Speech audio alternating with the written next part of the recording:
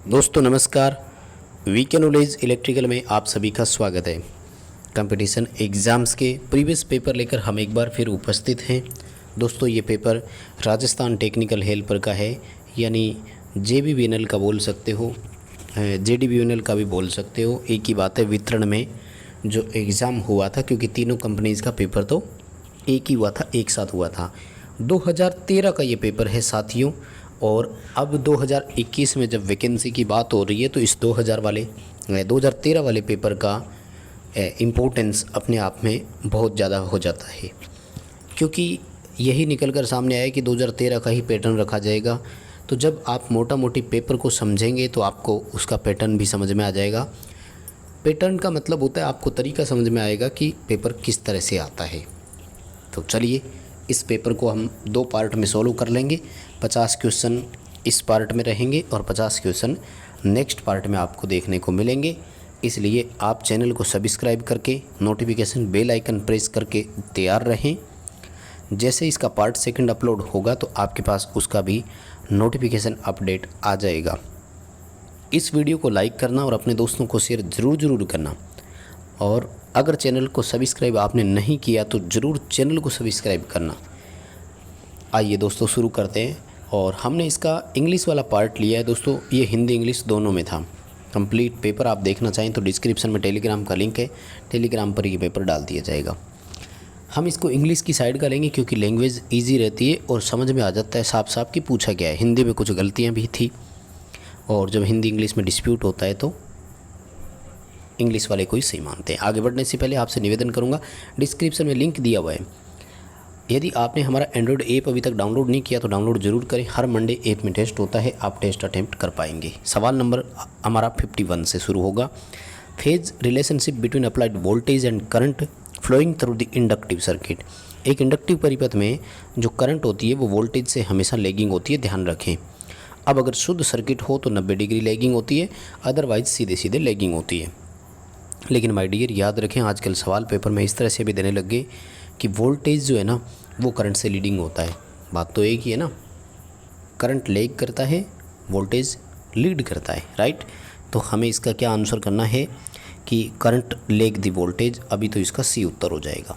52वां सवाल पूछा कि मेगर जब आप उपयोग करते हैं तो आपको टच करने से बचना चाहिए। साथियों मेगर में 500 वोल्ट की डीसी होती है और हम प्रैक्टिकल करते हैं। कई बार मुझे भी शॉक लगा हुआ है, झटका लगा हुआ है मेगर से, बहुत तेज़ झटका लगता है। इसलिए ध्यान रखें कि मेगर की दोनों लीड को एक साथ कभी नहीं छूना। वैसे तो किसी भी लीड को नहीं छूना होता, ध्यान रखें। एक लीड को भी हाथ नहीं लगाना, क्योंकि प्लस माइनस है डीसी में, दोनों खतरनाक होती है। लेकिन मेगर की दोनों लीड अगर आपको लगती है तो 100% आपको झटका लगेगा, इलेक्ट्रिक शॉक लगेगा। मुझे बहुत तेज़ लगा हुआ है मेगर से झटका। सवाल तीसरा, डोमेस्टिक वायरिंग में स्विच हमेशा किस पर लगता है? तो लाइव तार पर लगता है, फेज तार भी बोल सकते हो इसी को, है ना। और आगे सवाल पूछा कि बेस और कवर जो होते हैं वायरिंग की सामग्री में वो किसके बने हुए होने चाहिए? तो वो नॉन फ्लेमेबल होने चाहिए, नॉन इग्निटेबल होने चाहिए। मतलब ऐसा मटेरियल हो जो आग नहीं पकड़ता हो, है ना, ज्वलनशील नहीं हो, ठीक है। और एक इंसुलेटेड कंडक्टर जो स्विच बोर्ड में काम में लिया जाता है, उसके बारे में क्या क्या चीज़ें होनी चाहिए? ऐसा कंडक्टर हो जो ISI द्वारा लिस्टेड हो, यानी मानकीकृत किया हुआ हो।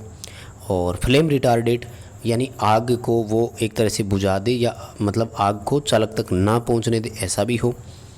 और उसकी रेटिंग जो है वो बस बार और चालकों से कम ना हो जिनके संपर्क में वो आ रहा है, तो उसकी वोल्टेज हायर होनी चाहिए, है ना। तो ई आंसर इसका सही होगा, ऑल अबव। और इन्वर्टर क्या करता है? तो इन्वर्टर DC को AC करता है, AC को DC करने वाले को कन्वर्टर बोलते हैं, या रेक्टिफायर भी बोल दो। DC को DC करने के लिए चॉपर सर्किट होता है, AC को AC में करने के लिए साइक्लो कन्वर्टर होता है, ठीक है। उम्मीद करता हूँ आपने एक नहीं 4 सवाल समझे। LED प्रकाश कब देती है? जब वो फॉरवर्ड बायस में होती है। जनरेटर डायोड वोल्टेज को रेगुलेट कब करता है? जब वो रिवर्स में होता है। LED प्रकाश कब देती है? जब वो फॉरवर्ड में हो। अगला सवाल है, एक मोटर बारिश के कारण भीग गई है, गीली हो गई है, ठीक है ना। अब मोटर को चला तो नहीं सकते क्योंकि वाइंडिंग में नमी प्रवेश कर गई। नमी से इंसुलेशन वीक हो जाता है, वीक इंसुलेशन से वाइंडिंग के नष्ट होने की संभावना रहती है। तो हमें क्या करना होता है, फिर से उसको गर्म करना होता है, ठीक है ना। तो इसके दोनों तरीके वैसे तो सही है कि ब्लोअर से गर्म हवा भी दे सकते हैं और किसी ओवन में भी मोटर को रखा जा सकता है। हम तो प्रैक्टिकली क्या करते हैं कि मोटर में एक बड़ी हेलोजन लैंप लगा देते हैं 1000 वाट के आसपास की। तो वो हेलोजन लैंप काफ़ी मात्रा में प्रकाश उत्पन्न करता है और वो जो ऊष्मा देता है हीट, उससे भी वाइंडिंग की नमी दूर हो जाती है। खैर अभी हमें डी ऑप्शन के साथ जाना है, ऑफिशियल आंसर की में डी माना गया था। थर्मोकपल क्या काम आता है, तो थर्मोकपल हाई टेम्परेचर मापन के काम आता है, बी ऑप्शन सही रहेगा। और अगला सवाल है कि रेडियस ऑफ बैंड कंड्यूट जो वायरिंग है उसमें जो बैंड यूज करते हैं उनकी त्रिज्या कितनी है। तो दोस्तों ऑफिशियल आंसर की में तो इसको बोनस अंक दिया गया था, सही नहीं माना था। कारण क्या था उसका मैं आपको बताऊंगा, लेकिन एक्चुअल में जो इसकी त्रिज्या होती है वो डी उत्तर बिल्कुल सही है। 7.5 सेंटीमीटर से कम नहीं होनी चाहिए, ठीक है। ये बिल्कुल आप नेमी का बुक अगर ध्यान से पढ़ेंगे तो आपको देखने को मिल जाएगा। एक कारण क्या रहा जिसका इन ऑफिशियल आंसर की में बोनस दिया गया।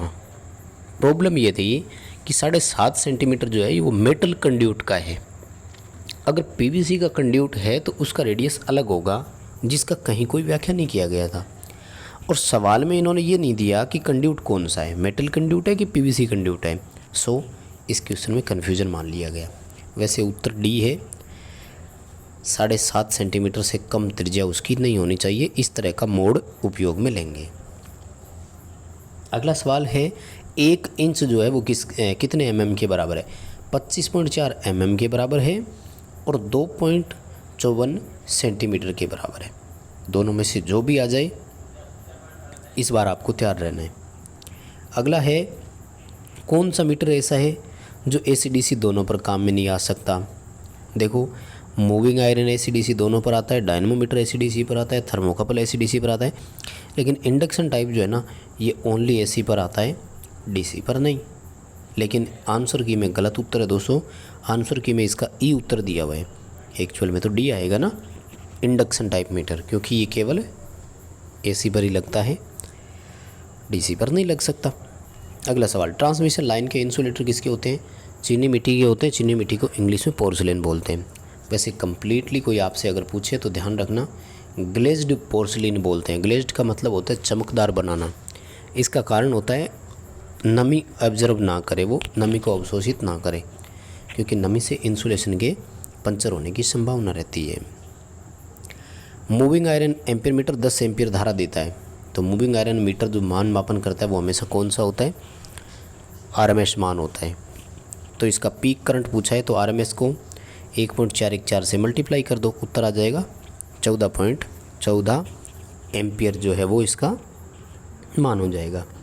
अगला सवाल है 3 फेज सर्किट में कोई 2 फेजों के बीच फेज अंतर कितना है। तो 120 डिग्री का होता है। सिंपल सी चीज़ है ना। लोकल एक्शन से बचाव के लिए बैटरी में क्या डालें, तो हमेशा आसूत जल का ही उपयोग करें, डिस्टिल्ड वाटर डालें, आप सब जानते हो। और डीसी मशीन में इंटरपोल का उद्देश्य क्या है, तो कम्यूटेशन को समाप्त करना या सुधार करना कम्यूटेशन में, यानी स्पार्किंग कम करना, उसी को बोलते हैं अपन, है ना। बस बार सिस्टम में किसी सर्विस कनेक्शन के लिए टेपिंग निकालनी है तो वो कैसे निकलती है, लग लगा करके जोड़ा जाता है। केबल होती है, केबल के आगे के भाग में लग्स बोलते हैं उनको, और उसमें होल होते हैं जहाँ नट बोल्ट लगा करके लग को फिट कर दिया जाता है। और आगे सवाल पूछा कि नमी प्रवेश रोकने के लिए ब्रीदर में क्या लगाते हैं, तो सिलिका जेल होती है ना। और सिलिका जेल के कलर के बारे में ध्यान रखना, जब बिल्कुल न्यू यानी फ्रेश हो तो वो ब्लू कलर की होती है, और नमी सोखने के बाद सफ़ेद या हल्की गुलाबी हो जाती है। क्योंकि ये सवाल बड़ा कंफ्यूज करता है, इसलिए याद रखना। अंडरग्राउंड केबल का लाभ कौन सा है, नहीं है, डिसएडवांटेज पूछा है। तो देखो डिसएडवांटेज जो है ना, अगर बात करें कि फ्रीक्वेंट आर्किंग ग्राउंड, तो आर्किंग ग्राउंड केबल में तो नहीं होता है। ग्राउंड के साथ आर्किंग जो है वो तो ओवरहेड लाइन के ज़्यादा चांस है। डिफ़िकल्ट अर्थ फॉल्ट रेलिंग, अर्थ फॉल्ट को दूर करना तो ये ट्रांसमिशन लाइन का ही होता है। वोल्टेज के मान में उतार चढ़ाव ज़्यादा तो ये ट्रांसमिशन लाइन में ही ज़्यादा होते हैं। यानी ये डिसएडवांटेज ऑफ अंडरग्राउंड केबल ना होकर के ये डिसएडवांटेज ऑफ ओवरहेड लाइन हो गया था। सो इसका बोनस मिला था, छोड़ दिया था ऑफिशियल आंसर की में इसको। इल्यूमिनेशन यानी प्रदीप्ति की इकाई तो लक्स होती है, और ये 1 ल्यूमन प्रति वर्ग मीटर के बराबर होती है। 1 लक्स 1 ल्यूमन प्रति वर्ग मीटर दोनों बराबर होते हैं। डेसिबल ध्वनि की इकाई है, हेनरी इंडक्टेंस की है, कूलाम चार्ज की है और टेस्ला फ्लक्स डेंसिटी की है। ठीक है। ब्रिटानिया जॉइंट जब लगाते हैं तो समकोण पर मोड़ा जाता है, उसको याद रखना। 190 डिग्री इसका उत्तर हो जाएगा। और जब आपने डीसी जनरेटर के कम्यूटेटर को चेक किया तो वो बहुत ज़्यादा वार्म आउट यानी घिसा हुआ मिला। सैंड पेपर आप काम में ले नहीं सकते, यानी एमरी पेपर अगर लगाते हैं तो भी वो साफ़ नहीं होगा, तो फिर इसको लेथ मशीन पर घिसवाना पड़ेगा। ठीक है ना, ये उत्तर इसका सही कर देंगे हम। नेक्स्ट हमारा क्वेश्चन है कि which of the following is also called universal बाइस, यानी निम्न में से कौन सी बाइसिंग की ऐसी विधि है जिसे यूनिवर्सल बाइस विधि के नाम से भी जानते हैं, तो वो वोल्टेज डिवाइडर बेस बाइस विधि होती है। एमीटर बाइस को अपन सेल्फ बाइस के नाम से भी जानते हैं और बेस बाइस को फिक्स बाइस के नाम से जाना जाता है, तो ये इनके दो नाम होते हैं। कौन सा सर्किट ब्रेकर ऐसा है जिसमें कंप्रेस्ड एयर यानी उसको ऑपरेट करवाने के लिए वायु दाब की आवश्यकता होती है, तो ABCB होगा। Air blast circuit breaker. ACB में नेचुरल एयर होती है यानी प्राकृतिक एयर, OCB में ऑयल होता है और MCB में मैग्नेटिक ट्रिपिंग होती है यानी चुंबकीय ट्रिपिंग इसमें आती है। अगला सवाल है 220 वोल्ट DC मशीन है, इसके शंट फील्ड का रेजिस्टेंस 440 ओम है, शंट फील्ड की धारा ज्ञात कीजिए। तो I बराबर V/RSH का फॉर्मूला अप्लाई करेंगे। वोल्टेज का मान 220 और रेजिस्टेंस 440 है, तो करंट आ जाएगा 0.5 एम्पियर। बी उत्तर आपका यहाँ पर सही हो जाएगा। अगला सवाल है कि एक सॉफ्ट ग्रेफाइट ब्रूस है जिसका जो एरिया है वो 5 वर्ग सेंटीमीटर है और धारा घनत्व 9 एम्पियर प्रति वर्ग सेंटीमीटर है, तो ये टोटल कितनी करंट लेकर जा सकता है। देखो 1 वर्ग सेंटीमीटर का जब एरिया है तो 9 एम्पियर करंट लेकर जा रहा है, तो 5 वर्ग सेंटीमीटर का एरिया है तो ये 45 एम्पियर करंट लेकर जा सकता है। इसका ऑप्शन ए हो जाएगा। नेक्स्ट जो सवाल है हमारा वो है कि निम्न में से कौन सी जो है वो स्टैंडर्ड ट्रांसमिशन वोल्टेज नहीं है। देखो 220 kV होता है ना कि 222 kV, तो ये जो 222 kV है ये स्टैंडर्ड नहीं है, इसकी जगह 220 kV होता है। 132 भी है, 400 भी है और 750 भी है। 750 की जगह अगर 765 भी आ जाए तब भी सही मानना है, दोनों सही माने जाएंगे, ध्यान रखें। और जो नेक्स्ट और होती है वो 110 वोल्ट होती है, वो भी ट्रांसमिशन में होती है। 66 kV 33 kV भी ट्रांसमिशन वोल्टेज की श्रेणी में ही आते हैं। RMS मान और औसत मान का अनुपात क्या कहलाता है, तो इसे फॉर्म फैक्टर बोलते हैं। साइन वेव AC का फॉर्म फैक्टर 1.11, वर्गाकार का इकाई, त्रिभुजाकार का 1.15 और जो हाफ वेव रेक्टिफाइड AC होती है उसका 1.57 होता है। आगे सवाल पूछा कि परमिजिबल लोड जो है वो लाइटिंग सब सर्किट में कितना है, तो 800 वाट है, जबकि पावर सब सर्किट में कितना है, 3000 वाट है। नेक्स्ट सवाल है जो केबल में इंसुलेशन की मोटाई है वो किस बात पर निर्भर करती है, तो वो उसकी ऑपरेटिंग वोल्टेज पर निर्भर करती है यानी प्रचालन वोल्टता कितनी है, जबकि जो चालक का साइज़ है वो करंट कैपेसिटी पर डिपेंडेड होता है, ध्यान रखना, धारा घनत्व पर निर्भर करता है। अगला सवाल पूछा कि निम्न में से कौन सा AC से DC कन्वर्टर ऐसा है जिसमें दक्षता अधिक होती है। मैक्सिमम एफिशिएंसी मेटल रेक्टिफायर की होती है और इसमें आता है शॉर्ट की डायोड सबसे अधिक काम में लेते हैं हम। फास्टेस्ट डायोड की श्रेणी में भी आता है और मिनिमम रिकवरी जो रिवर्स रिकवरी टाइम है वो भी इसी में होता है, शॉर्ट की डायोड आएगा। और चौक जो है वो रेजिस्टेंस की तरह बिहेव करती है, किस में करेगी, तो चौक जो है वो AC सर्किट में ही धारा प्रवाह का विरोध करती है, DC में नहीं करती। इसीलिए ट्यूबलाइट को DC पर जब ऑपरेट करना है तो धारा प्रवाह का अपोजिशन करने के लिए हमें रेजिस्टेंस अलग से लगाने की आवश्यकता पड़ती है।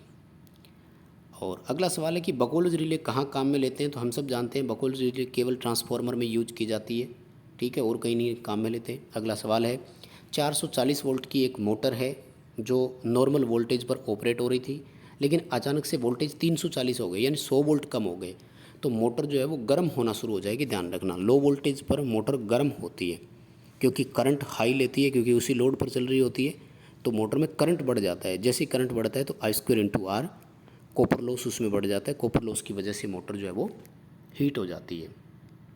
715 RPM में 50 हर्ट्ज है, मोटर में पोल कितने आएंगे, कैलकुलेशन करोगे तो उत्तर आएगा 8 पोल, है ना। कैलकुलेशन करने की ज़रूरत ही नहीं है, हम सब जानते हैं 750 आरपीएम वाली जो मोटर होती है वो 8 पोल की ही होती है, क्योंकि 4 पोल मोटर की 1500 आरपीएम होती है। तो ये मोटर स्लिप के साथ 715 आरपीएम पर चल रही है। वैसे भी देखो, अगर याद रखना है तो 2 पोल की मोटर की 3000 आरपीएम सिंक्रोनस गति होती है और लगभग 2800 आरपीएम के आसपास ये चलती है। 4 पोल 1500 आरपीएम है, 1440 1460 आरपीएम पर ये चलती है। 6 पोल की 1000 आरपीएम होती है, 970 980 आरपीएम पर ये चलती है। 7 पोल होते नहीं है और 8 पोल वाली जो है 750 आरपीएम की होती है। नेक्स्ट सवाल है कि जो कंसील्ड वायरिंग करते हैं ये छत के जस्ट बाद में हो जानी चाहिए, तो वो होती है सेंटरिंग। यानी जैसे ही छत का निर्माण शुरू होता है, सेंटरिंग का कार्य शुरू हो जाता है, उसके बाद हमें ये वायरिंग करना शुरू कर देना चाहिए। और ऐसे कौन से मैग्नेटिक मटेरियल है जो चुंबक द्वारा कुछ स्लाइटली रिपल्ड होते हैं, यानी कुछ प्रतिकर्षित होते हैं, तो उसको डायामैग्नेट बोलते हैं।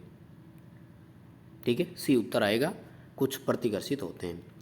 अगला सवाल है शेडेड पोल मोटर का डिसएडवांटेज क्या है। तो निम्न दक्षता होती है मोटर की, हम सब जानते हैं मोटर की जो दक्षता है वो कितनी है, 5% से लेकर 35% तक दक्षता है। लो स्टार्टिंग टॉर्क, नो लोड पे स्टार्ट होती है या हल्के भार के साथ, जैसे खिलौनों की मोटर हो गई। और ओवरलोड कैपेसिटी भी बहुत कम है, केवल मात्र 25% ओवरलोड को सहन कर सकती है। तो ई उत्तर हो जाएगा, ए बी एंड सी तीनों। नेक्स्ट सवाल है कि विद्युत झटका जो है वो निम्न में से किसको ज़्यादा लगेगा। तो वेट स्किन जो है ना, उसको लगेगा। वेट को हिंदी में गिला बोलते हैं, यानी जिसकी त्वचा गिली हो, है ना। नमी वाली त्वचा में जो रेजिस्टेंस होता है वो घट जाता है, क्योंकि गिली त्वचा का रेजिस्टेंस लगभग 1 किलो ओम है, जबकि वैसे अगर अपन देखें तो मानव शरीर का जो है वो रेजिस्टेंस 100 किलो ओम से 600 किलो ओम तक माना जाता है। अगला सवाल, रेजिडेंशियल एरिया जो है वहाँ डिस्ट्रीब्यूटर कौन होता है। देखो, वैसे तो हमेशा 3 फेज़ और 4 वायर ही होता है, ठीक है। लेकिन अब यहाँ क्या किया कि इसने 2 ऑप्शन दिए, 3 फेज़ 4 वायर भी दिया और सिंगल फेज़ भी दिया। तो जैसा कि हम जानते हैं रेजिडेंशियल एरिया में सिंगल फेज़ भी आता है। एंड यहाँ हमारे पास एक ऑप्शन है कि आइदर ए और सी, यानी या तो ए या सी, तो फिर आपको इसी ऑप्शन के साथ जाना है। लेकिन जहाँ 4 ऑप्शन आए और वहाँ पर आपको 3 फेज़ 4 वायर और सिंगल फेज़ दोनों का ऑप्शन एक साथ करने का मौका नहीं मिल रहा है, तो फिर 3 फेज़ 4 वायर ऑप्शन की तरफ जाना हमेशा वो उत्तर आपका सही माना जाएगा। फील्ड वाइंडिंग जो होती है वो किसकी बनती है। तो सुपर इनेबल्ड कॉपर वायर की होती है, इसमें कहीं कोई डाउट है नहीं। अगला सवाल है कि कौन सा मटेरियल ऐसा है जिसमें ताप के साथ कोई परिवर्तन नहीं होता। तो वो मैग्नीन है, एमीटर का शंट बनाने के काम आता है ये, ठीक है। इसमें बहुत मतलब ताप गुणांक इसका 0 माना जाता है, ताप के साथ इसका कोई रेजिस्टेंस प्रभाव नहीं होता। और सॉफ्ट कनेक्शन कहाँ काम में लेते हैं, तो ये सारा सवाल ही गलत हो गया। एक्चुअल में सॉफ्ट नहीं, ट्रांसफॉर्मर में स्कॉट कनेक्शन होता है, और वो होता है 3 फेज सप्लाई को 2 फेज सप्लाई में बदलने के लिए। तो ना तो ऐसा कोई ऑप्शन दिया और ना ही सॉफ्ट कनेक्शन के नाम से कोई कनेक्शन होता है। अगला सवाल है कि कॉपर कंडक्टर जो है घर में वो 10 mm स्क्वायर का है, तो जो जीआई के लिए अर्थ कंडक्टर ले रहे हैं उसका साइज़ कितना है। तो वो लगभग उसी के बराबर होना चाहिए, यानी उससे कम नहीं होना चाहिए, तो वो भी 10 स्क्वायर mm का ही होना चाहिए। पूर्ण चार्ज लेड एसिड बैटरी जो है उसके प्रति सेल वोल्टेज का मान कितना है। तो 2.2 वोल्ट होता है, और हाफ चार्ज में लगभग 2 वोल्ट एंड डिस्चार्ज में 1.8 वोल्ट के आसपास होता है, जैसा कि आप सभी जानते हैं। और अगला सवाल है कि एक मोटर नो लोड पे बिल्कुल संतोषजनक काम कर रही थी, लेकिन जैसे फुल लोड पर आती है तो उसमें पावर लॉस भी हो जाता है और गति भी नहीं ले पाती है। तो कारण क्या है, सप्लाई वोल्टेज कम है। तो नो लोड पर तो उसमें ज़्यादा टॉर्क की ज़रूरत होती नहीं है, इसलिए ऑपरेट हो जाती है। लेकिन लोड पर वोल्टेज कम होने से मोटर का टॉर्क कम होगा, स्पीड कम हो जाती है, यानी मोटर में सप्लाई वोल्टेज कम है, सो वो प्रॉपर काम नहीं कर पा रही है, ठीक है। और सर्किट ब्रेकर के कॉन्टैक्ट किसके बनते हैं। तो कॉपर टंगस्टन मिश्र धातु के होते हैं, सभी जानते हो, इस क्वेश्चन को ज़्यादा करवाने की ज़रूरत ही नहीं है। स्टार में फेज़ वोल्टेज जो है वो 230 वोल्ट है, लाइन वोल्टेज ज्ञात करना है तो √3 से मल्टीप्लाई कर दो। 230 को 1.732 से मल्टीप्लाई करेंगे तो उत्तर आएगा 400 वोल्ट। कैलकुलेशन करना और उत्तर का मिलान जरूर कर लेना। और एलसीडी का पूरा नाम क्या है पूछा गया, तो बहुत सिंपल है, लिक्विड क्रिस्टल डिस्प्ले होता है, ई ऑप्शन सही रहेगा। लाइट इमिटिंग डायोड जो वो एलईडी का होता है। तो बस दोस्तों यही करेंगे 50 क्वेश्चन आज की इस वीडियो में।